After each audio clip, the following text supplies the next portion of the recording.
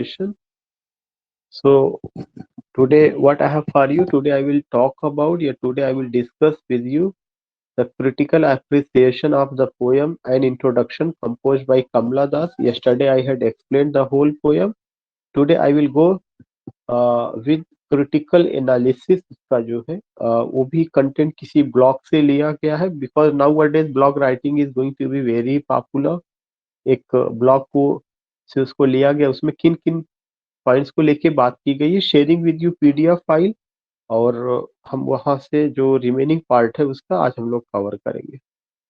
Now you find this, it's the file. Yeah, I think it's visible. I have done this one. I have done this also, this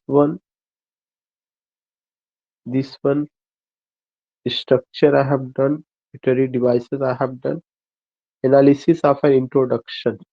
Here you find कि today what I have to cover, today I have to cover this particular section, page number 10 से लेकर के 26 तक हमें cover करना है. और इसमें क्रिटिकल एनालिसिस है या आप कह सकते हैं कि क्रिटिकल एप्रिसिएशन है. इस पार्ट को I have to cover and I think it's visible. You can respond me. Yes, sir, it is visual. Okay, Yes, so sir. in the okay, that's good. So in the very beginning you find from lines 1 to 13, I don't know politics, but I know the names of those in power and can repeat them like becomes mine, its distortion, its queerness, all mine, mine alone. It means that इसके बीच का जो था जैसे 1 से लेकर 13 तक, इसको इन्होंने क्रिटिकली एक्सप्लेन किया है. कुछ लाइनें आपके सामने रखी गई हैं कि यहाँ से लेके यहाँ तक की लाइनें, बीच में ये जो आपका ये जो मार्क है ये इंडिकेट करता है कि कुछ चीजें छोड़ी गई है. So you find what you find कि in the first section of an introduction, the speaker begins by comparing her knowledge of politician. जो पहला सेक्शन है लाइन नंबर 1 से लेकर 13 तक, already I told you कि the whole poem is composed in a single stanza and it has 60 lines. How many lines? 60 lines. So you find that कि पहला जो section है, in the first section of an introduction, the speaker begins by comparing her knowledge of politician. वो जो क्या करता है, हर knowledge of politician वो बताता है किसके बारे में, पॉलिटिशियन के बारे में. To the days of the week and months of the year. She says, जो स्पीकर है वो कौन है, Kamala Das herself is the speaker of the poem. It's a confessional poem and you find that in this poem in the very beginning she talks about the politician of India, especially male politics. Yeah, who is in power? Yeah, what's the contribution of you can say male और men in Indian politics. उन्होंने कहा कि गिने चुने नाम है वही पूरा पॉलिटिक्स कर रहे हैं. और जैसे लोग जो है डेज ऑफ द वीक को लर्न कर सकते हैं, months of the year, months of the year का नाम लोगों को याद रहता है, ऐसे ही मैं अपने फिंगर पर क्या कर सकती हूँ, बता सकती हूँ कि ये लोग रहे हैं. Although she does not have a firm grasp on politics itself, यद्यपि उनकी पॉलिटिक्स में कोई पकड़ नहीं. किसकी पॉलिटिक्स में, Kamala Das ki, she is not interested in politics, but she has presented her views taking the example of some politician. Especially she begins with Nehru. क्यों? क्योंकि इंडियन पॉलिटिक्स नेहरू गांधी से ही शुरू होती है. उसके पहले India was the colony of the British empire. तो therefore she says that कि since नेहरू टिल नाउ का मतलब जब तक कमला दास थी या जब ये पोयम लिखी गई, she says that कि I can count the name of the name some male names who played a vital role in Indian politics, and you find that there is no room for whom, there is no room for women. women का कोई स्थान Indian politics में नहीं है. Although she does not have a firm grasp on politics itself, those in power have remained in her mind. करें कि जो लोग भी पावर में है, ये लाइन इंपॉर्टेंट है, those in power have remained in her mind. जो लोग भी पावर में है वे उनके दिमाग में बैठे हुए हैं कि कौन लोग हैं जो देश की सत्ता चला रहे हैं. उस समय तक नेहरू से उन्होंने शुरू किया और अपने समय तक आई और बताती हैं कि सारे नाम केवल वही है. हो सकता है इंडियन पॉलिटिक्स में एक नाम बस इंदिरा गांधी जी का रहा हो उस समय जो है, लेकिन उन्होंने कहा कि जो लोग भी पार में है वो सारे नाम मुझे याद है, मेरे माइंड में है। This shows their power to be much greater than their role should allow. This shows their power to be much greater than their role should allow. The first of these she is able to recall is Nehru. अगर एक question आता है कि उन्होंने किस politician का जिक्र किया है, किसका नाम मेंशन किया है, तो always keep in your mind that was Pandit Jawaharlal Nehru, who served as India's first prime minister after the withdrawal of the British. Yeah, you can say कि Indian politics starts after independence of India.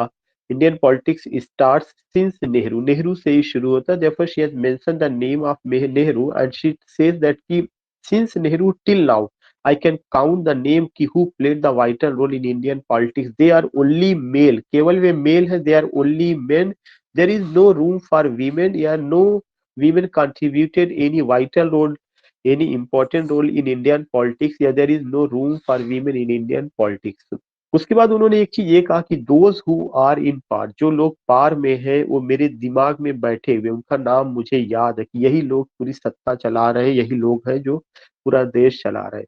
फिर उन्होंने एक बात ये कही कि this shows there part to be much greater, कि पार ज्यादा ग्रेट है देन देयर रोल, उनकी रोल की तुलना में। तो ये चीज आप देखिएगा, पार पार टू बी मच ग्रेटर, जो पार है वो ज्यादा ग्रेटर, इट मीन्स दैट कि पूरा लड़ाई जो है किसका है पॉलिटिक्स में, वो पार को लेकर के है, रोल को नहीं लेकर के कि कौन क्या रोल प्ले कर रहा है। But important thing is what, the important thing is कि in whose hand the power exist, किसके हाथ में शक्ति है, किसके हाथ में पावर है, ये बहुत मायने रखता है। ना कि ये मायने रख रहा है कि कौन क्या रोल प्ले कर रहा है, कि what the role has been played by women, what the role has been played by men, इस पर नहीं बात हो रही है। बट की बात क्या होती है कि हु आर इन पार, पार में कौन है। तो एक पॉइंट उन्होंने लेकर के बात किया नेहरू की पॉलिटिक्स को, पार को लेकर के, और उन्होंने बताया कि आइडेंटिटी क्या है, रोल क्या है, ऑल दीज थिंग। उसके बाद वो कहती हैं कि after these opening lines that set the scene the speaker moves on to describe her own being. उसके बाद उन्होंने उस 13 लाइन के बाद अपने बारे में बताया कि वो क्या है, आ, उनकी क्या आइडेंटिटी है। तो यू फाइंड हियर कि वो अपना परिचय देती हैं कि शी इज इंडियन। एक उनका आइडेंटिटी क्या है कि वो भारतीय है। सबसे पहला उन्होंने अपना परिचय ये नहीं कहा कि I belong to Kerala, my name is Madhavi Kutty या my name is Kamala Das, no not at all. उन्होंने अपना जो इंट्रोडक्शन दिया कि she is an Indian, Indian means कि she herself is an Indian, her identity all over the world या in entire world is only as Indian. Then she says कि she is very brown. This is another very important point. कि she is very brown. What do you mean very brown? She just tells her color कि how she is. Indian का जो color है वो क्या है, brown है। Lastly she is from Malabar. फिर वो बताती है कि she belongs to Malabar, Kerala in South West India. These are the basics of her life. यही उनकी आइडेंटिटी, इसके अलावा उनका कोई आइडेंटिटी नहीं। उनका ना कोई पॉलिटिकल आइडेंटिटी है, ना उनका कोई लिटरेरी आइडेंटिटी है, ना उनका कोई डेजिग्नेशन है कि वो बस क्या है, इंडियन है, ब्राउन उनका कलर है, साउथ वेस्ट इंडिया में निवास करती हैं। जैसे एक नेहरू या इंडियन पॉलिटिक्स में जितने मेल है उनकी एक identity, they are the PM, they are the CM, they did this, they did that, this things you find. तो उन्होंने कहा कि being a woman, what is my identity? My identity is only what, my identity is that I am Indian, very brown, from Malabar, Southwest Indian, these things, these are the basics of her life, but of course not everything। कह रहे हैं कि ये तो basics है life का, लेकिन यही सब कुछ नहीं है, but of course not everything, ये पूरा जीवन नहीं है। She adds that she is able to speak 3 language. कल भी मैंने बताया था कि उनकी अपनी पहचान ये है कि वो 3 लैंग्वेज में बात कर सकती है, लेकिन इसको लेके कहीं कोई बात नहीं होती है। राइट इन वन, वो एक भाषा में लिखती है। To dream, write in two, dream in one, वे 2 भाषा में लिख सकती हैं, एक भाषा में ख्वाब को देखती हैं। इसका मतलब है कि उन पे कितनी पहरेदारी है। तो दीज थिंग्स यू फाइंड कि बेसिक चीजें क्या है कि इंडियन है, ब्राउन कलर उनका है, belongs to Malabar, everything you find, but the important thing is that कि किस तरह से प्रेजेंट किया गया कि she speaks three languages write in two dreams in one, these things you find कि how these things have been presented. So this is another aspect कि is it the identity of a woman की क्या एक woman की यही identity है कि she is an Indian, she has brown colour, she belongs to Malabar in southwest India, या she can speak three languages, write in one, write in two, dream in one. Is it the identity of a man? क्या यह is it the identity of anyone, especially a woman? All these things you find. So these are the very considerable point जो हमें विचार करने की है इस पे. She continues to describe language and the role it plays in her life by saying that she is judged for writing in English. और उनको जब उन्होंने इंग्लिश में लिखना शुरू किया तो लोगों ने उनको जज करना, that she is judged for writing in English. As she started to write in English, she was judged. And who was judged? Judge was male, judge was men. और तब उन्होंने पहरेदारी करना शुरू कर दिया और क्या कहा, it is not her mother tongue, कि इंग्लिश तुम्हारी मदर टंग नहीं है. Whenever she is criticized for how she speaks and writes, she feels as if she is alone. Whenever she started to write in English, she was judged by male writers, she was judged by male academicians, and she was criticized.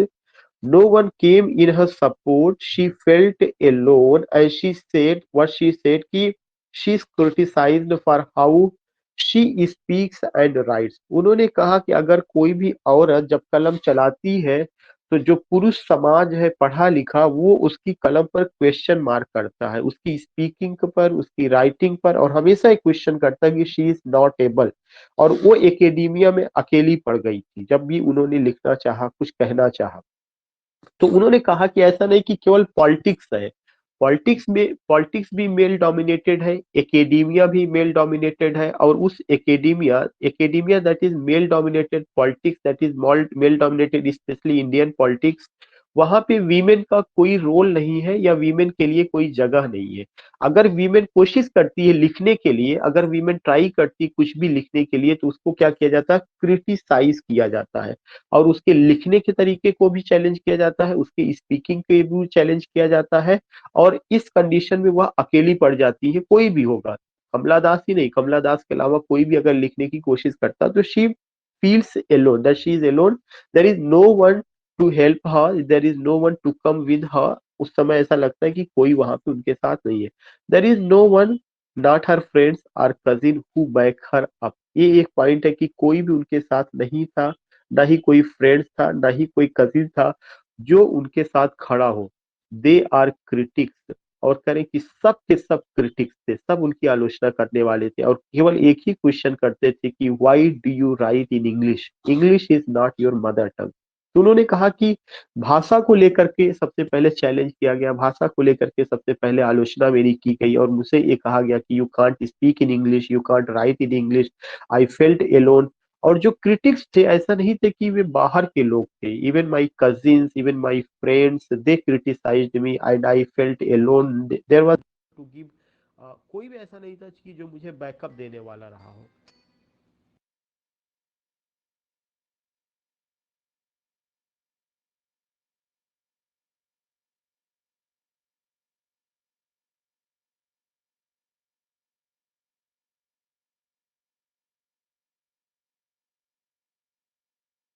Sir voice नहीं आ रही है आपकी।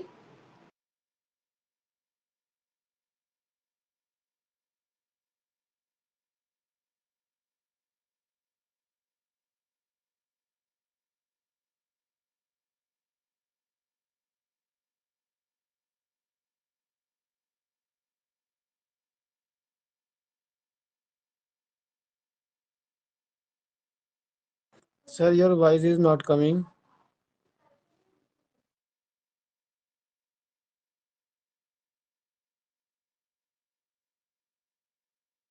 Hello, hello. Hello sir, अभी आवाज जा नहीं रही आ है रही आवाज? थी सर। अब जा यस रही है? Sir, yes. Okay. Yes sir. So you are getting what की दे आर क्रिटिक्स एवरीवन. उन्होंने कहा कि हर आदमी, everyone that is in double inverted comma. तो you find that it's a very basic issue कि हर आदमी उनको क्रिटिसाइज कर रहा था। She direct the next line at this group. और उन्होंने क्या किया इसके बाद, देखिए दो हिस्सा हुआ। पहला पार्ट में लाइन नंबर 1 से लेकर 13 तक इंडियन पॉलिटिक्स को लेके बात किए। फिर उन्होंने ये बताया कि मेरे साथ क्या हुआ, लैंग्वेज के लिए, चूंकि पढ़ी लिखी थी, पढ़ी लिखी घराने से बिलोंग करती थी। I she started to right. उन्होंने कहा कि केवल इंडियन पॉलिटिक्स ही नहीं, इंडियन एकेडेमिया, जो इंडिया का जो पढ़ा लिखा समाज है, वो समाज जो है किसी भी औरत को ये नहीं बर्दाश्त कर पाता कि वो लिख रही है। Now the situation has change, अब तो सिचुएशन बदल गया है, लेकिन उन्होंने ये बताया।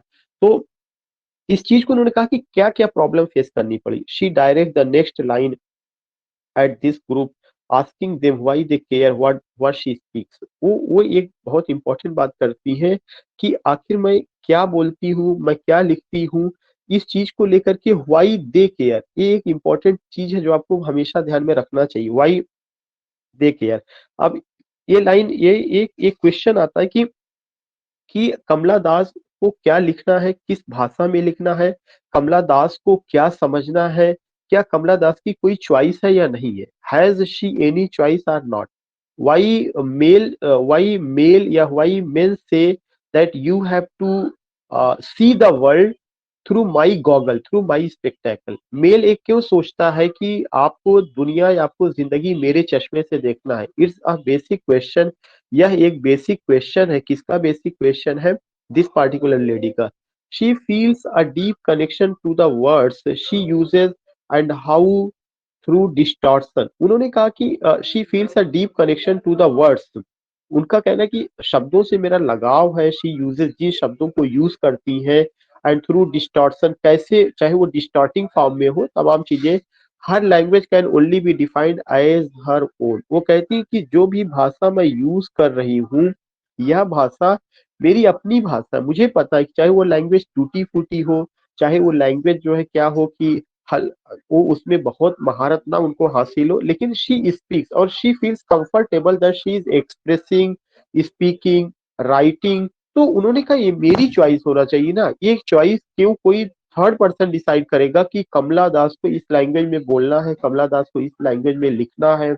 अमूमन आप कमला दास की बात तो बहुत दूर है। We are living in 21st century, we are talking about education 4.0, industry 4.0, we are talking about online classes, we are talking about virtual learning, we are talking about so many words you find in the field of education के field में। और अभी भी अगर आप remote area में चले जाइएगा तो, या जो बहुत ऐसे ट्रेडिशनल फैमिलीज हैं, वहां पे देर इज टैबू और स्टीरियो टाइप ऑफ पीपल। और वहां आज भी ये है कि व्हाट्स योर चॉइस, व्हाट मतलब इस पर कोई बात ही नहीं की जाती। What's your choice, always the choice of husband, always the choice of father, always the choice of son, always the choice of brother is preferred to where to girl। उसकी तुलना में उसको प्रेफरेंस दिया जाता है। तो ये एक उन्होंने कहा कि language which I use, I feel comfortable if I speak in this language, if I speak in that language, उसमें किसी को कोई प्रॉब्लम नहीं होनी चाहिए। इसलिए उन्होंने बताया कि वो मेरी अपनी लैंग्वेज है। नाउ हियर यू फाइंड कि लाइन नंबर 13 से लेके 25 तक उन्होंने कहा, it is half English, half Indian, funny perhaps, but it is honest. It is as human as I am human. Don't funeral pyre. I was a child, and later they told me I grew, for I became too tall. My limbs. Line number 13 से 25 तक वो बताती है कि कैसे physically उनका development हुआ, कैसे जो है उनकी मैरिज हुई, तो एक आदमी उनके जीवन में आया जो कहने के लिए हस्बैंड था, लेकिन उसकी चॉइस थी, उसने कभी हमारी चॉइस को लेकर के बात नहीं की। So in the next 12 lines of an introduction, the speaker goes on to describe herself as half English, half Indian। उन्होंने ये कहा कि मैं जब कोई भाषा बोलती हूँ तो वह भाषा हो सकता है कि इंग्लिश में मेरी ज्यादा पकड़ ना रही हो, लेकिन मैं हाफ इंग्लिश थी और हाफ इंडियन थी। क्योंकि जो उनका मलयालम, उनकी जो भाषा थी, या अगर मैं कहूँ हिंदी, अगर हम लोग इस बेल्ट में यूपी हुआ या नॉर्थ इंडिया हुआ, उत्तर भारत में, इफ वी बिलोंग, तो अगर हम यहाँ हिंदी बोलते हैं तो we use bilingual language, not only in classroom, even I am delivering lecture, I myself is using bilingual language. तो बाइलिंगुअल में ये हाफ इंग्लिश भी है, हाफ इंडियन है, यही आइडेंटिटी है, इसी में आदमी कंफर्टेबल है, इसी में आपको समझ में आ रहा है। अब अगर इस पर कोई कोई प्रेशर डालेगा कि why are you using this language, तो It's my choice because I feel comfortable. Even those person who are attending the class, those person who are listening me, those person who are giving their beautiful company, they are praising, they are admiring. So no one can force me ki Mr. Shamim, you have to use bilingual, you have only to speak in English. Such a words we find.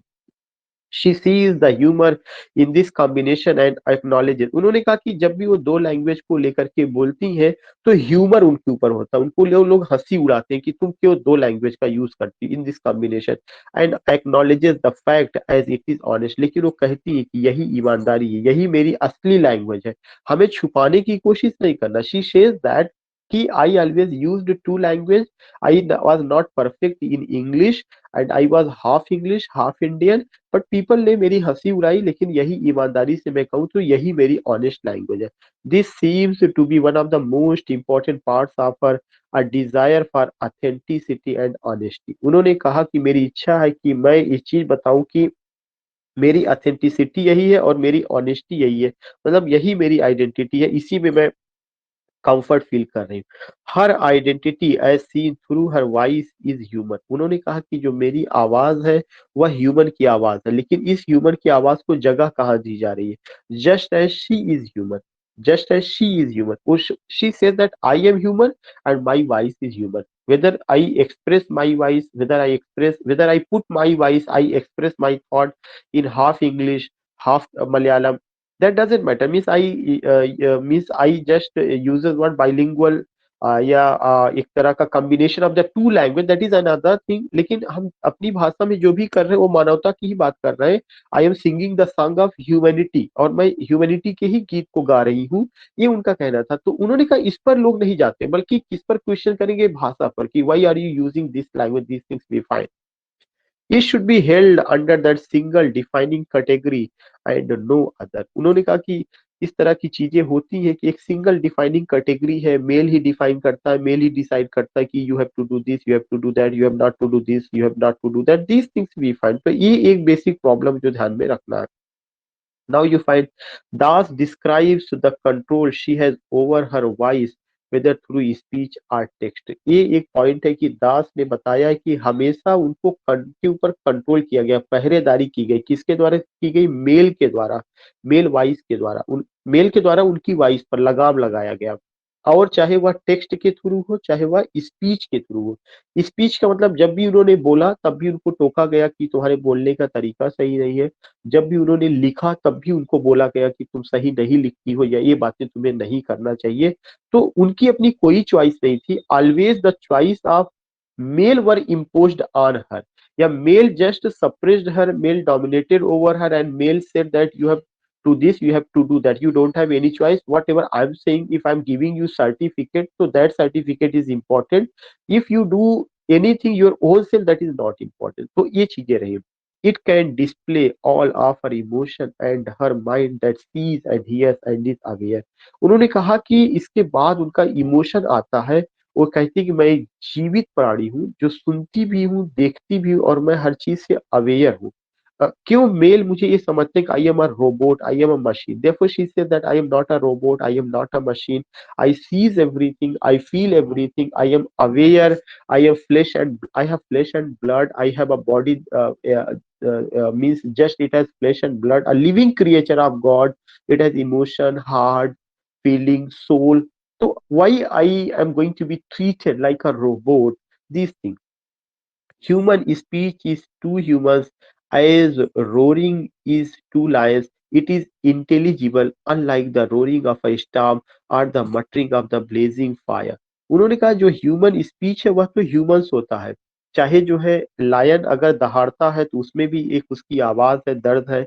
It is intelligible, वह intelligible होता है, unlike the roaring of a storm और the muttering of the blazing fire. She has taken the image, उसको मैंने पहले भी explain किया था, चाहे क्रो का काइंग हो, चाहे लायन का रोरिंग हो, चाहे मटरिंग हो, उन सब में जो है क्या होता है, ह्यूमन अपनी बात को रखता है। Therefore, further she says, the speaker defines her freedom through the use of her voice। Speaker क्या करती है कि वो फ्रीडम को लेकर के बात करती है और अपनी वॉइस के माध्यम से वो अपनी फ्रीडम को लेकर के काफी कॉन्शियस है, और कहती है कि you can't you can't decide my limitation, you can't confine me inside the kitchen, inside the wall of the houses. ये सब चीजें नहीं हो सकता। In the next line she explains to the reader that there are other circumstances in her life that infringe on that freedom। कुछ और भी चीजों के माध्यम से उन पर कंट्रोल किया गया। उनकी लाइफ में कुछ दूसरे इन्फ्रिंजेस आए, कुछ दूसरी भी चीजें लाई गई उनको कंट्रोल करने के लिए, उनकी फ्रीडम को खत्म करने के लिए। They are out of her control, लेकिन they are out of her control, लेकिन वे उनके ऊपर नियंत्रण नहीं लगा पाए। कैसे कैसे भी। she introduces this section by stating that she only felt older as she grew because she was told of her own physical changes। और उनको बदलते वक्त के साथ बताया गया कि अब तुम बड़ी हो रही हो, तुम्हें किसी की वाइफ बनना है, तुम्हें किचन तक रहना है, तुम्हें घर की चारदीवारी को नहीं लांघना है, तुम्हें इस ड्रेस को पहनना है, you have to be a wife, you have to be a mother. ये अब उनको एक ऐसी स्टेज में पहुंच गई थी कि उनको ये नसीहत दी जाने लगी। Therefore she says कि swelled and one or two places sprouted here। Yesterday I explained the it shows the changes in her body। उनकी बॉडी में क्या क्या तब्दीली आई है। when asked for love, not knowing what else to ask। when asked for love, when the people asked about her about love, she doesn't know कि what is the chemistry and mathematics of love। तो be a क्वाडलर, उनको ये समझाया गया कि अब आपको घर की जिम्मेदारी संभालना, परिवार की जिम्मेदारी संभालना, तो आपको सर्वेंट को कंट्रोल करना है। आपके हस्बैंड होंगे, उनकी क्या कहते हैं, उनकी अपने जो आप कह सकते हैं कि उनके जो विचार है या उनकी जो प्रेफरेंसेस है, उसको आपको जो है ध्यान में रखना है। क्राइड फिट इन, फिर उसके बाद ये हुआ कि ओ belong, cried the categorisers, don't sit. Therefore, you find these things, and you find that her happiness is defined in the next section of lines and introduction, and is directly related to a need for freedom. When she was young, she asked for love because she did not know what else to want। This ended with her marriage at 16। उन्होंने बताया कि this ended with her marriage at 16। 16 साल की होती तभी उनकी शादी कर दी गई। And the closing of a bedroom door, although her husband did not beat her sad women body felt so beaten. उन्होंने कहा कि जो बीटिंग है, ऐसा नहीं कि केवल कोई आए और आपको पीट रहा हो तभी कोई। ऐसा जो वायलेंस होता है वह फिजिकल वायलेंस ही नहीं होता है, मेंटली भी हैरेसमेंट होता है, और तमाम तरह के जो है, अगर फ्रीडम को पे कंट्रोल किया जाता है तो भी एक तरह का हैरेसमेंट है। तो उन्होंने कहा कि वुमेन होने के नाते एक औरत की बॉडी पर ही कंट्रोलिंग नहीं की जाती है, उसके अपने माइंड पर भी कंट्रोल होता है, उसकी इमोशंस पर भी कंट्रोल होता है। तो उन्होंने कहा कि ये जो मेरे हस्बैंड थे, उन्होंने फिजिकली मुझे बीट नहीं किया, लेकिन दूसरे ढंग से उन्होंने मेरी बीटिंग की, और वह बीटिंग क्या थी, मेंटली था, तमाम और लेवल पे जाकर के। दिस थिंग्स उन्होंने इसमें बताया हुआ है। नाउ यू फाइंड कि here this line of an introduction is interesting as she is placing her own body in one of the categories she rebelled against in the first stanza। It is due to this simplification of a woman as nothing more than a body that led her to marriage at 16। Means जैसे जैसे वो बड़ी हुई तो 16 साल में marriage हो गई, that is another thing. She also places blame on her own body for leading her to this place. Her distinctly female parts, breast and womb, are a crushing weight on her life। The pressure placed on her by her husband and by her family led to an emotional and mental shrinking। This is another important point, led to an emotional and mental shrinking। उनके feelings को, जज्बातों को और उनकी thought को संकुचित किया गया, उनके सोचने के दायरे के ऊपर कंट्रोल किया गया। इसलिए उन्होंने कहा कि हमेशा ये किसके द्वारा किया गया, हस्बैंड के द्वारा किया गया, फैमिली के उन मेंबर्स के द्वारा किया गया जो मेन थे या जो डिफरेंट डिफरेंट रोल मेन की शक्ल में अदा कर रहे थे। It was a pitiful process but it ended. उन्होंने कहा कि यह बहुत दयनीय स्थिति थी, लेकिन कम से कम एक समय ऐसा आया जब इसका भी खात्मा हुआ। सो यू फाइंड कि she just tells about her identity and how she was treated, how she was introduced, how she was said to do this and do that। She goes on to state that a change came over her। She decided to put on her brother's trousers। एक ऐसा situation आता है जब dress को लेकर उनको control, उनके ऊपर कंट्रोलिंग की गई। उन्होंने अपने ब्रदर के जो है ट्राउजर को पहन लिया था, बाल छोटे रखा लिए थे। The speaker is riddling herself of the female image. उन्होंने कहा कि ये जो है लोगों को पसंद नहीं आया। तब एक फीमेल इमेज डेवलप की गई, और फीमेल इमेज में क्या डेवलप किया गया कि अगर आप औरत है तो बड़े बाल आपको रखना है, अगर आप वाइफ है, औरत है, तो आपको साड़ी पहनना है, या you can't wear trouser, you can't wear shirt. तो इस तरह से उनका जो चॉइस था, उन्होंने क्या किया, उन्होंने कहा कि मेरी चॉइस के अनुसार मेरी इमेज नहीं बनाई गई, बल्कि पुरुषों ने स्त्री का जो नक्शा तैयार किया वह एक ऐसा नक्शा था जिसमें औरत का कोई रोल नहीं था। औरत से नहीं पूछा गया कि जो नक्शा मैं बना रहा हूँ इसमें ये तुम्हें पसंद है या नहीं पसंद है। पुरुषों ने कहा कि नहीं, तुम्हें ये पहनना है, तुम्हें ऐसे करना है, तुम्हें ऐसे रहना है। उस नक्शे में, उस ढांचे में उन्हें ढाला गया। जबकि कभी भी पुरुष ने ये नहीं पूछा कि जो मैं पहन रहा हूँ या तुम क्या मेरा नक्शा तैयार करोगी या नहीं। उन्होंने अपना नक्शा अपनी मर्जी से बनाया, फ्रीडम से, लेकिन औरत का नक्शा भी उन्होंने उसको बनाने में they didn't take any permission means to women. उन्होंने वीमेन से कोई परमिशन नहीं लिया, उनकी इमोशन को कोई तरजीह नहीं दी। और उन्होंने कहा कि यही सबसे ज्यादा हार्म था, हार्मफुल का मतलब यही नुकसान पहुंचाया हम लोगों को। Now that she is remaking her identity. अब उन्होंने बताया कि ये हमारी आइडेंटिटी जो थी, इसको मैंने जब चैलेंज किया और मैं इसको जब स्वीकार करने को तैयार नहीं थी, देन यू फाइंड कि क्या क्या चीजें हुई है। She is able to say no to the traditions of womanhood. And दूसरा चीजें, जो पारंपरिक तरीका था वुमेनहुड का। वुमेनहुड एक ऐसा शब्द है, जब आप ये बात बात करते हैं motherhood, womanhood, then we believe, we come to know कि वुमेनहुड एक शब्द है और ये एक आइडेंटिटी भी है, कि अगर औरत है तो उसमें ये चीजें अगर नजर आती है, then that is womanhood. Otherwise if she is not, then that is not womanhood. Womanhood का वो हिस्सा नहीं हो सकता है। तो अब जैसे अगर जो है ये उसमें अगर आप देखिएगा सुभद्रा कुमारी चौहान का जो पोयम था कि खूब लड़ी मर्दानी, जब वो वर्ड मर्दानी आता है तो मर्दानी में वुमेनहुड नहीं नजर आता है। वहां पे झांसी की रानी का जो इमेज है वो मास्कुलिनिटी है, उसमें उसमें एक पुरुष का इमेज दिखाया गया, वुमेनहुड का इमेज नहीं दिखाया गया। जबकि झांसी की रानी का बच्चा भी था, उन्होंने उसको बैक में बांध करके जो है लड़ाई लड़ी, तो दैट इज अनदर थिंग। लेकिन वो वाइफ थी, उन्होंने झांसी के राजा की सेवा भी की।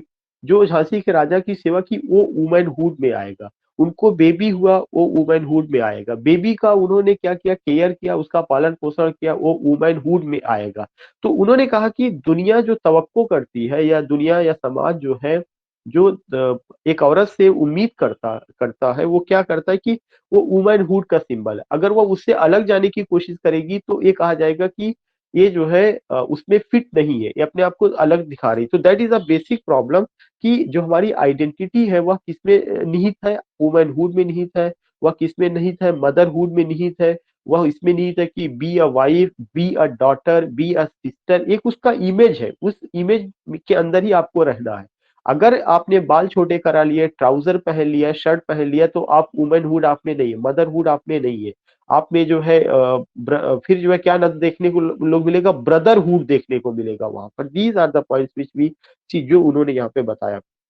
These include fitting in and dressing in sari. और लोगों ने कहा कि you have to wear sari, और कैटेगरी डिसाइड की गई कि इस कैटेगरी में रहना। If you are not in this category, it mean that you are not a woman. और तमाम बंदिशें हुई, peep in through our lace drape windows. जो खिड़की है घर की या कमरे की, उसके थ्रू, उसके बाहर आपको नहीं झांकना, उसके बाहर आपको नहीं देखना है। जबकि बहुत ज्यादा इधर काफी वर्ड पॉपुलर हुआ है, मेल गेजिंग। और जब भी मेल गेजिंग एक ऐसा शब्द है जो जेंडर स्टडीज का हिस्सा है, और उसमें बताने की कोशिश की गई है कि चाहे वर्किंग प्लेस होगा, चाहे आपका जो है क्या कहते हैं कि if any woman is travelling, अगर कोई वुमन ट्रेवल कर रही है या कहीं और भी जगह, तो हर जगह उसको एक शिकार होना पड़ता है। वो कौन सा शिकार हुआ है, मेल गेजिंग का। आदमी की जो निगाहें हैं, उन निगाहों को जो उसका देखने का तरीका है, that is a big issue. तो उसको उन्होंने कहा, और इनके देखने पर पाबंदी लगाई गई कि घर की जो विंडो है उसके पार आपको नहीं देखना है। जबकि मेल क्या करता है, हर समय सड़क पर जो है घूरता है, देखता है, उसके अपने देखने में एक लस्ट नजर आता है। ऐसा लगता है कि जैसे वो उसको कमोडिटी के रूप में ले रहा है या उसके शिकार के लिए आतुर है। All these things we find. तो वहां पे उन्होंने बताया कि हमारी हमारी देखने पर तो प्रतिबंध लगाया गया, लेकिन एक और भी है जो मेल में गेजिंग का कॉन्सेप्ट वी फाइंड या वी सी। तो this is another important point जो उन्होंने यहाँ पे डिस्कस किया है। Now you find, but she is not going to listen. She choose to move her life beyond the traditional and therefore expand her presence in the world. उन्होंने इन सब चीजों को कुछ नहीं सुना और अपने ढंग से उन्होंने उन सारी चीजों को समझा या करने की कोशिश की। She is not going to listen, she choose to move. और अपने ढंग से उन्होंने अपनी आइडेंटिटी बनाई, लोगों ने क्या कहा इससे उनको कोई मतलब नहीं था। फिर लाइन नंबर 39 से लेके 50 तक, on walls or peep in through our lace डेव विंडो, बी एमी और बी कमला। उससे कहा गया तुम्हें एमी बनना है, तुम्हें कमला बनना है। चूंकि एमी और कमला में मदरहुड नजर आ रहा है, मदरहुड के साथ साथ उसमें जो है वुमेनहुड नजर आ रहा है, ये सब चीजें करना है। Are better off rivers in me the oceans tireless waiting. उन्होंने कहा कि जो मेरे अंदर की गहराई थी, जो मेरे अंदर का इमोशन था, वह रिवर जैसा था। जो मेरे अंदर का भावना था वह समुद्र जैसा था, उसमें गहराई थी, लेकिन उस गहराई को कभी झांकने की कोशिश नहीं की गई, कभी समझने की कोशिश नहीं की गई। मुझसे कभी ये नहीं पूछा गया हु आर यू, तुम कौन हो, तुम्हारी क्या आइडेंटिटी है, तुम्हारी क्या चॉइस है। हमें हमेशा यही कहा गया कि तुम्हें दूसरे की चॉइस का ध्यान रखना। I ask each and every, और हमसे ये उम्मीद की गई हम हर आदमी की चॉइस का ध्यान रखें, तमाम चीजें, but never it was said कि हमारी क्या चॉइस है, हमारी क्या आइडेंटिटी है। देन यू फाइंड कि in the first two lines of the next section of an introduction, it becomes clear that the speaker is truly meant to be the poet herself. जो speaker है वह कौन है? Poet herself है। She wonders at her own identity and marvels over the fact that she can now be Amy or be कमला। उनसे कहा कि आप एमी बनिए, कमला बनिए, और बेटर स्टिल बी माधवी कुटी, या तो माधवी कुटी। ये सब उनके नाम है जो आपको ध्यान में रखना है। It is by this final name that the poet Kamala Das came to be known and is still called। कमला दास का जो नाम था या उनका फाइनल नेम हुआ कि कमला या तो बनिए, या तो एमी, या माधवी कुट्टी, यही सब उनके नेम थे। और बाद में उन्होंने अपना नाम कमला दास के यही नाम से पूरा उनका क्रिएटिविटी आती, came to be name and is still called. Das added another few reminders on behalf of the categorizes. उन्होंने बताया कि कैसे कैटेगराइजेस किया गया और तमाम कैटेगरी बनाई गई कि इसमें तुम्हें ऐसे रहना है, ये रोल प्ले करना है, ये पहनना है, ये खाना है, यहाँ पे देखना है, यहाँ नहीं देखना है, all these things. She should not play pretending games और क्राई एम्बैरासिंगली लाउड हर रोल। उन्होंने कहा कि कोई भी बहानेबाजी नहीं करना है और तुम्हें किसी भी चीज के लिए चिल्लाना भी नहीं है। मतलब अगर तकलीफ है, दर्द है, तब भी कोई मतलब नहीं है, इस पर कोई ध्यान नहीं दिया गया। Her role as a woman is suppose to be meek.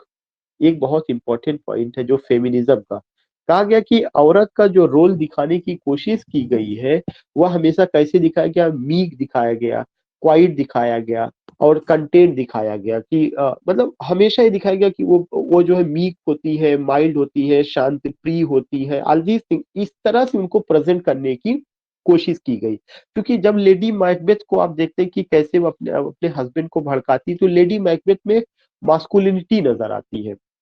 अभी एक आशुतोष जी का डिबेट है, उसमें सत्य हिंदी .com चल रहा था, तो उसमें एक जो है प्रियंका गांधी को लेकर के जो है एक आया हुआ था, एक एक अच्छे वक्ता थे, उन्होंने एक बात कही थी। उन्होंने कहा कि जो जितना भी रेजिस्टेंस हुआ, जितना भी रेजिस्ट, चाहे मथुरा कांड रहा हो, चाहे आपका जो है वहां पर जो हुआ था घटना, क्या नाम है, रॉबर्ट्सगंज साइड में जो दलितों के साथ हुआ था, किसान या दलित जो भी वहां पे थे, तो उसमें उन्होंने कहा कि एक उन्होंने कहा एक वर्ड कि कांग्रेस में अगर कोई पुरुष है तो वो केवल एक है, और वो कौन है? वो प्रियंका गांधी है। तो इसका मतलब ये नहीं है कि यहाँ पे पुरुष का मतलब ये नहीं हो गया कि प्रियंका गांधी का जेंडर चेंज हो गया। वहां पे ये दिखाया गया कि जो ये तवक्को की जाती, उम्मीद की जाती कि लड़ केवल पुरुष सकते हैं, विरोध केवल पुरुष कर सकते हैं, तो उन्होंने कहा नहीं, विरोध का, मास्कुलिनिटी का जो ये दिया गया कि केवल ये पुरुषों तक सीमित है, उनका ऐसा नहीं है। बहुत सारे पुरुष है जिसमें फेमिनिटी बहुत ज्यादा है, बहुत सारे ऐसी जो है औरतें हैं जिसमें मास्कुलिनिटी बहुत ज्यादा। तो इस दायरे को जो है इस कई ढंग से देखा जा सकता है, जो उन्होंने एक एग्जाम्पल दे करके बताया। She goes on to describe a time in which she met and loved a man. वो उसको भी डिसाइड करती है कि जो केवल ये कहा जाता है कि औरतें मीक होती है, क्वाइट होती है, माइल्ड होती है, ऐसा नहीं है, बल्कि उनके अंदर और भी चीजें हैं, मास्कुलिटी भी है, रिजिस्ट कर सकती हैं, वे जो है अपोज कर सकती हैं, इनजस्टिस के खिलाफ स्टैंड कर सकती, दीज थिंग्स यहाँ पे। She goes on to describe a time in which she met a love in which she met and loved a man. The person is referred to as a man, he is not named. This strips him of some of the agency he is so in control of in the next lines. Additionally, the name is of little importance as she is meant to represent every man in the world who uses a woman as she here just tells to all of us कि हर जगह पे जो होता है, जो mail है, चाहे वे लवर के रूप में आए हो, चाहे हस्बैंड के रूप में आए हुए हो, वे सब अपने ढंग से चीजों को करते हैं। वे कहीं पे औरत की चॉइस को जगह नहीं देते। ये चीज उन्होंने बताया। At one point at the height of her emotion she asked the man who is he replies it is I. The I represent the agency he has in the world. Men make their own decision. This is a very important point. Men make their own decision. सारा decision men के द्वारा लिया जाता है। औरत का कोई decision का इंपॉर्टेंस नहीं होता है, उसे कोई चीज नहीं पूछा जाता। यह एक बेसिक पॉइंट है। And have the ability to use the pronoun in order to get they want. और अपने हिसाब से वे प्रोनाउन का यूज करते हैं। या लैंग्वेज को भी उन्होंने ट्विस्ट किया था। एक और इंपॉर्टेंट पॉइंट आपने समझने की कोशिश करिए। जैसे लैंग्वेज में एक अगर आप देखेंगे कि कैसे यूज किया गया। अगर जैसे कोई आदमी की शादी नहीं हुई है तो हमेशा चाहे वो शादीशुदा हो या शादी हुई हो तो उसके साथ एक ही लैंग्वेज लगेगा। वो क्या लगेगा? मिस्टर लगेगा। लेकिन औरत की आइडेंटिटी को कि वो कुंवारी है या शादी है या नहीं है तो उसके लिए कौन सा हो यूज किया गया? दो तरह का एक तरह से एड्रेसिंग के लिए यूज किया गया। मिसेज और मिस करके यूज किया गया। कभी भी पुरुष ने अपने कि आप ये नहीं लगा पता सकते कि फला आदमी का मतलब अगर मिस्टर वर्ड यूज किया जा रहा है तो ये नहीं पता चल सकता है वेदर ही इज मैरिड और अनमैरिड। लेकिन पुरुषों ने जब भी लैंग्वेज का खेल चला तो उसमें इस तरह की चीजें यूज किया गया। मिस उनके लिए यूज किया गया, मिसेज वर्ड यूज किया गया ताकि ये पता चले कि दे आर द अनमैरिड और मिस इस तरह से है। हिंदी में भी ये चीज आई। कुंवारी वर्ड तो आया मतलब राम कुमारी इस तरह से लेकिन जैसे एक शब्द आया राजकुमार आया, वो कुमार शब्द आया। लेकिन अनमैरिड के कॉन्सेप्ट को लेकर के टाइटल के साथ पुरुषों के साथ बहुत कम देखने को मिला कि ऐसा जोड़ा जाता है। तो खासकर इंग्लिश भाषा में तो मिस्टर, मिसेज और मिस यही तीन आया और चीजों को लेकर के नहीं। ऐसे ही उन्होंने कहा कि जॉब को लेकर के जब कोई पुरुष जो है क्या करता है, कोई जॉब करता है तो वो अपने साथ थोड़ा सा बेहतरीन शब्दों का यूज करता है। जैसे टेलर मास्टर हो गया। तो टेलर क्या कर रहा है? तो टेलरिंग का काम ठीक है, बहुत वो चीज है, लेकिन अपने साथ उसने क्या किया? मास्टर शब्द यूज कर लिया कि टेलर मास्टर तमाम चीजें। लेकिन अगर कोई औरत कोई काम ऐसा करेगी तो उसके साथ ये कभी नहीं लगाया कि वो मिस्ट्रेस है या इस तरह की कोई चीजें उसके काम के साथ, क्योंकि उसके काम को जो है वो इंपॉर्टेंस नहीं दिया गया। तो लैंग्वेज का भी खेल एक खेला गया जो उन्होंने इसमें नहीं जिक्र किया गया, जो फेमिनिज्म का एक पॉइंट है जिसको हमने यहाँ पे आपके साथ शेयर किया। The answer is it is I anywhere and everywhere I see the one who calls himself betrayed. I have no joys that are not yours. उन्होंने कहा कि हर जगह धोखाधड़ी रही। और फिर वो कहती aches which are not yours I too call myself. बहुत सारे ऐसे दर्द थे या जो मेरी जिंदगी में मेरी जिंदगी का हिस्सा बने, वे उनके नहीं बन पाए। ये मेरे अपने थे, मेरे अपने गम थे, इसका हो रहा था। Now you find an introduction begins its conclusion with the speaker acknowledging the constant presence of I around her. उन्होंने अपनी उपस्थिति को हर जगह दिखाने की कोशिश की। इन the world she is a part of their are I main everywhere she looks. A person of this nature is able to go and drink at 12 and stay in hotels of strange towns. As she says that कि आई main everywhere she looks. उन्होंने देखा कि जो main है वे हर जगह है। एक आदमी जो होगा वो क्या कर सकता है? ड्रिंक कर सकता है रात में 12 बजे भी, रात में होटल में भी रुक सकता है और स्ट्रेंज टाउन्स में जा सकता है। लेकिन एक औरत को जो है ये नहीं है कि वह अपने घर की विंडो की उस पार देख सके, जबकि वो घर में ही है, ना तो बाहर निकली है ना चीजें हैं। तो उन्होंने बताया कि समाज में कितना सारा डिस्पैरिटी है दिस थिंग्स, या एक चीज उन्होंने डिस्कस किया। As the lines continues, the division between the speaker and the I is blurred. Eventually, a reader comes to understand that she is trying to come to terms with her own independence and identity as both saint and sinner. उन्होंने word use किया Saint and Sinner कि अगर देखा जाए कि जिस तरह से उनको प्रेजेंट किया गया कि वो सेंट भी है सिनर भी है, लेकिन सारा का सारा उनका ये कहना है कि ज्यादातर ये देखा जाता है कि जो सिन किया जाता है वो जो है किसके द्वारा? पुरुष के द्वारा किया जाता है। लेकिन जो पुरुष है वो सिन सिन करते भी है लेकिन अपने आप को सेंट के रूप में प्रेजेंट करते हैं। यह एक आयरनी है सोसाइटी की। She is trapped between her own need for free life and the world which tries to keep her content. ये एक बेसिक पॉइंट है जो पूरे के पूरे पोयम का, कि पूरे पोयम की अगर की पॉइंट कहा जाए, जिस्ट कहा जाए तो यही है कि एक तो she trapped between her own need for free life. एक तो उनका अपना नीड जो है या जो वो चाहती है, वो फ्री लाइफ जीवन फ्री लाइफ जीना चाहती है, लेकिन वर्ल्ड एक ऐसा है कि उनको फ्री लाइफ नहीं जीने देता, बल्कि उनको कंटेन किया हुआ है, कन्फाइन करता है, कैद में रखना चाहता है। The final statement is one of protest and resistance.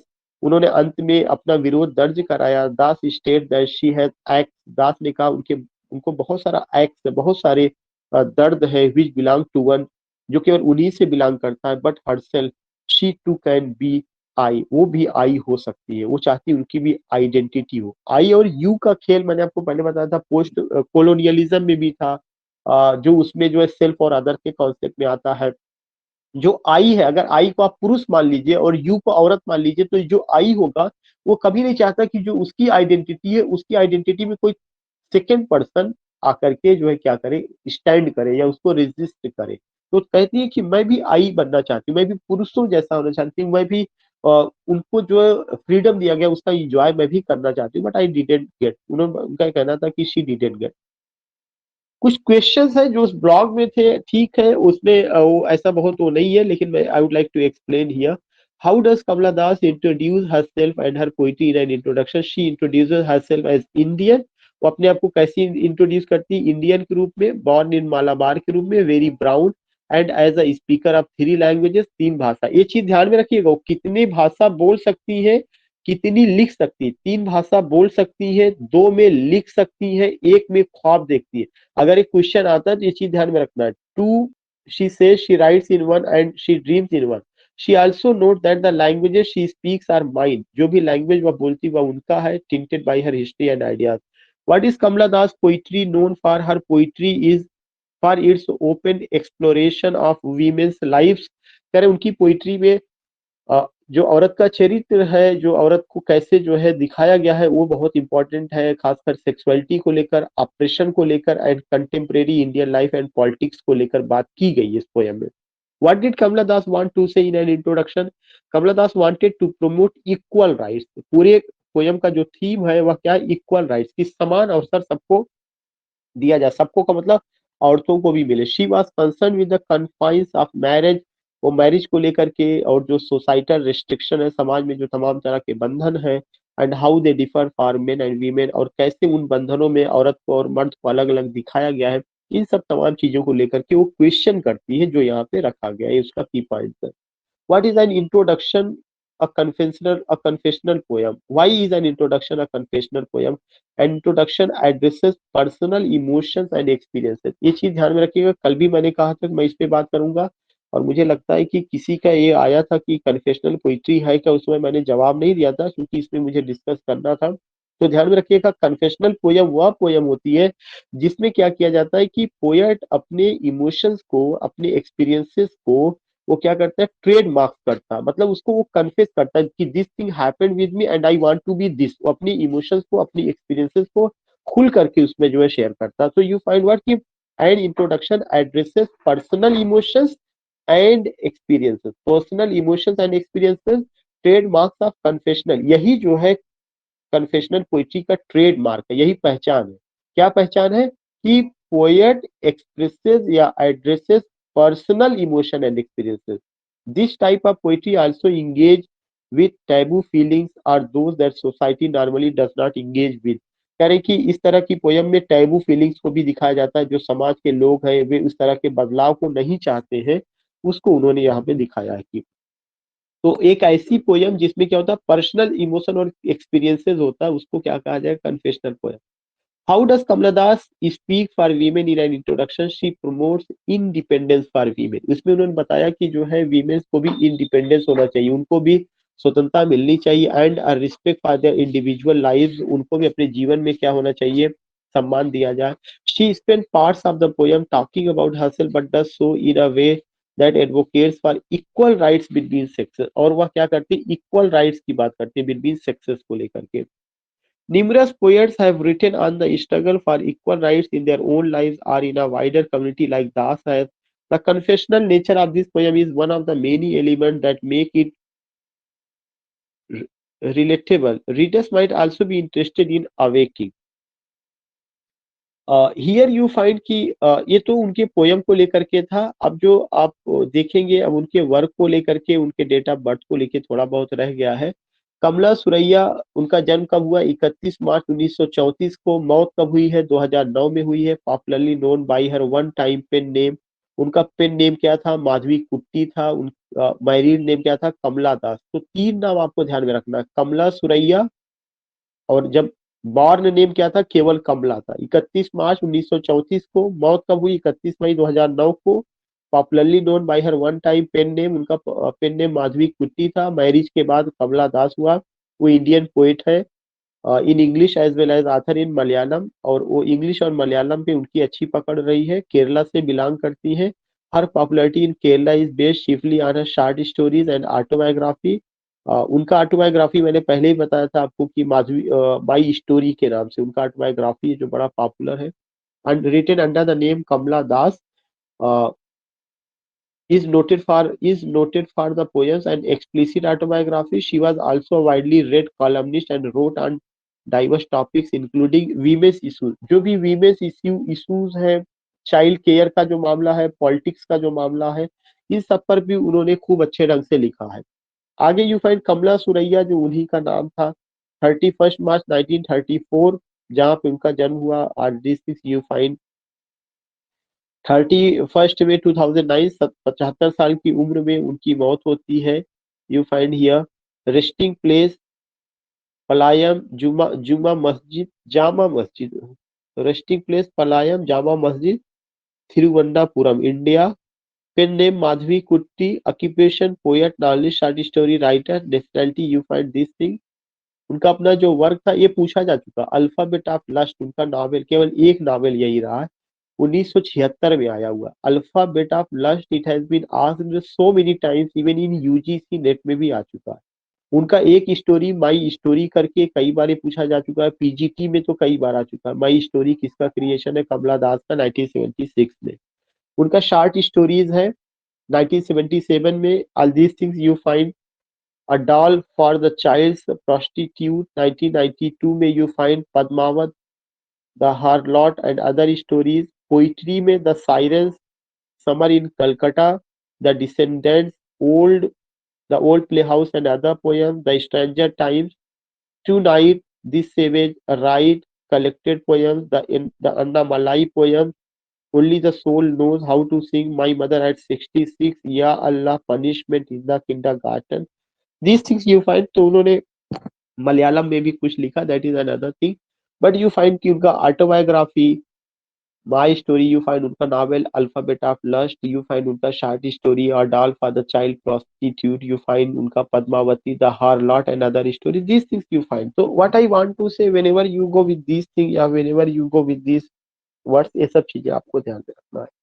तो आई थिंक कि नाउ आई हैव डन जो पॉइंट था, और ये सब आप नोट कर लीजिए। नोट क्या करना, मैंने आपको भेजा है उसका पीडीएफ, अगर चाहिएगा तो उसमें से नोट कर लिए। चूंकि 26 पेजेस का प्रिंट आउट निकलवाना कोई कहीं से अच्छा चीज नहीं होगा, और छोटा छोटा प्रिंट आउट निकले। जो इंपॉर्टेंट पॉइंट है वही आपको नोट कर लेना। पूरा पोयम का तो टेक्स्ट आप कहीं से भी ले सकते हैं, टेक्स्ट वगैरह को लेने की जरूरत नहीं। जो क्रिटिकल एप्रिसिएशन में उनका लाइफ डेथ को लेके बात की गई एट अ ग्लास पे, you can note it. And I think कि नाउ वी हैव डन। और कल जो है हम लोग बात करें, कल मैं टेस्ट को कंडक्ट कराऊं, इससे रिलेटेड एक चीज जो है। But today whatever I have to take I have done. इसके बाद हम जो है कोई दूसरी पोयम कवर करें। ठीक, okay. Thank you for giving your company. Thank you sir. या सर ये जो स्पीक करती थी लैंग्वेज, वो तीन कौन कौन सी लैंग्वेज थी? एक तो उनका जो अभी मैंने आपको बताया था इंग्लिश था, इंग्लिश के अलावा उनका जो है क्या नाम है, मलयालम था, और उनका, हाँ, और हिंदी में भी उनका था। तो एक इसी वजह से उन्होंने कहा कि जो है मैं इसमें थी। ऐसा नहीं कि उनको हिंदी का नॉलेज नहीं था। These are the three languages जो उन्होंने यहाँ पे यूज किया। डायरेक्टली उन्होंने नहीं बताया, बट शी सेज कि मैं 3 लैंग्वेज, उन्होंने 2 लैंग्वेज का तो मेंशन किया है कि ये 2 चीजें रही है जिसपे मैं वो करती थी। तो चूंकि जो मलयालम है उनका मदर टंग है केरला की वजह से, और इंग्लिश में उनका काम रहा है कुछ ना कुछ चीजें, तो ये सब चीजें रही। ठीक, ओके सर, थैंक यू।